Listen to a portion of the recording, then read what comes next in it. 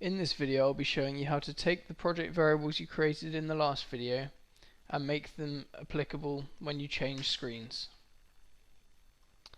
So in order to do this, we'll need a timer.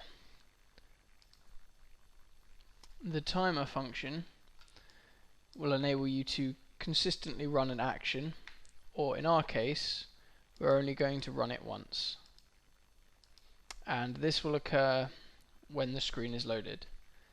So firstly, this timer is going to be called Celsius check,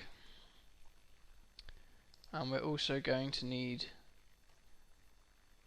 excuse me, that's not correct, we're going to need a clock check as well,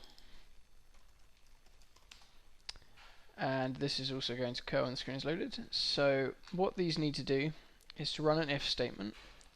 So we'll use another logic builder. So firstly, clock check, and this is going to check whether the clock is visible or not. So clock visible equals true,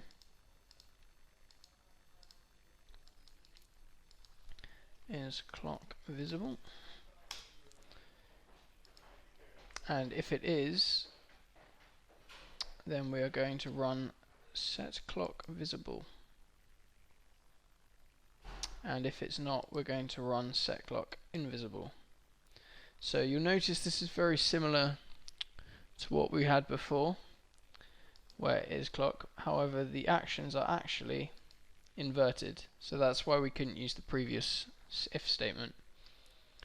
So now that we've set is clock visible, we're going to need to do the same for is Fahrenheit.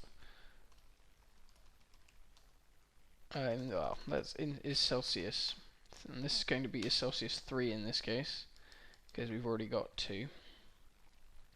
So here we want to check if Celsius equals true, and if this is true, then we're going to want to set Celsius. If it's false, we're going to want to set Fahrenheit. So what you should see here is now if we run it, sorry, I haven't actually linked the two together yet. So the Celsius check needs to run is Celsius 3, and the clock check needs to run is clock visible. Now, once again, if we run this, you should see that if we go to the settings page and toggle these two, leave the settings page and come back to it, these are actually still changed.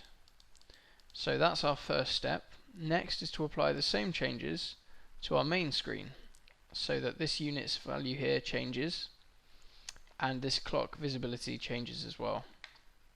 As well as that, we're going to need to add an alternate scaling for the Fahrenheit. So moving back to the first screen, we'll once again need to add our timer, or both of our timers. So here we've got is Celsius 2 and is clock visible.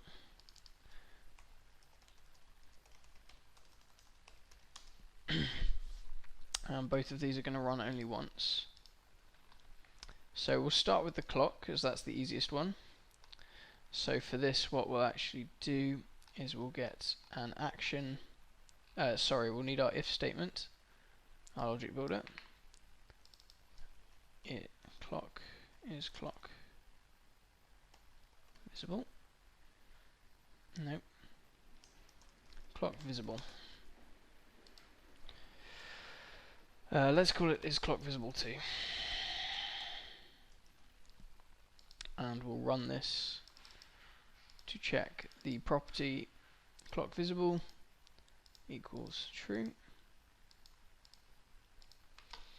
And we'll need to create the actions that make this visible or invisible appropriately. So we're going to use the action change property for this. Set clock visible. And now to change the properties, you actually double click on any of them, and then you have a drop down box of all your elements. So in this case we want digital clock, and this is going to be setting it to visible. So you'll notice it's already toggled to visible, but we need to ensure that if it's not visible, it changes it to visible.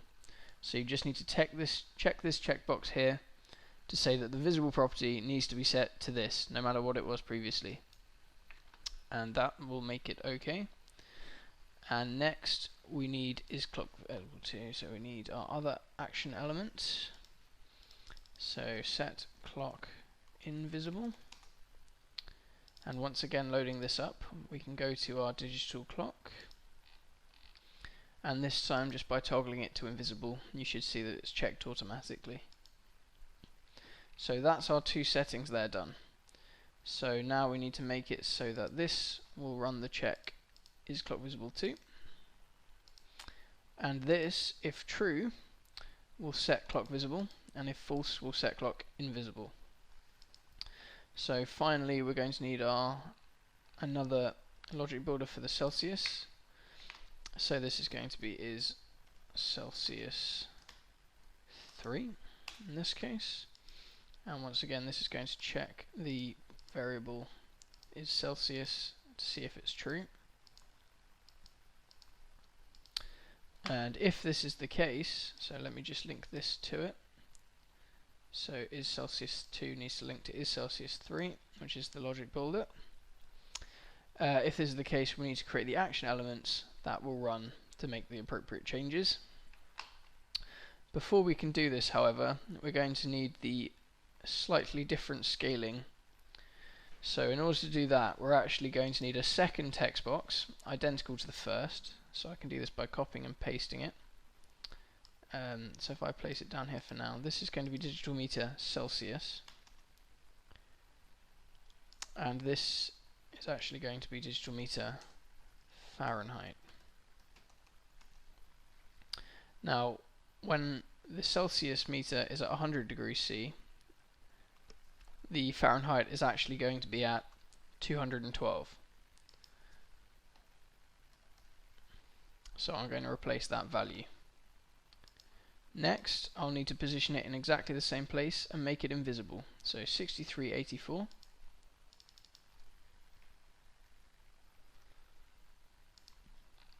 And then I'll toggle its visibility to false. Next up, we have to add the digital display scaling here. So what I'll actually do is I'll drag in a second one of these, and I'll call this digital display Fahrenheit, and set the analog input as the same and the text element to the digital meter Fahrenheit. And I'm actually going to go back and change this to digital display Celsius just for clarity. So this had a range of 0 to 100, whereas the Fahrenheit will have a range of 32 to 212. So I'm just going to input that and just ensure that this valid value range actually sticks to the maximum values as well. So now that that's done, we have two appropriate digital scalings which are both lined up with each other. So when our is Celsius 3 occurs, we need two change property actions that are possible. One is going to be set Celsius, and the other is going to be set Fahrenheit. So in the case of set Celsius, we've got several actions we'll need to change. Firstly, we're going to need the digital meter Celsius to be set to visible, along with the digital meter Fahrenheit being set to invisible, as is presently the case. And we're also going to need to change the text in units from degrees C, well, to 2 degrees C, but we need to ensure that it stays at degrees C. Okay, and finally the set Fahrenheit action will need to change the digital meter Celsius visibility to false and the digital meter Fahrenheit visibility to true. As well as that, the units will need to be changed to Fahrenheit. So with that done, all we need to do now is to link this up. So if is Celsius equals true, then we set Celsius. If it's not, then we set Fahrenheit.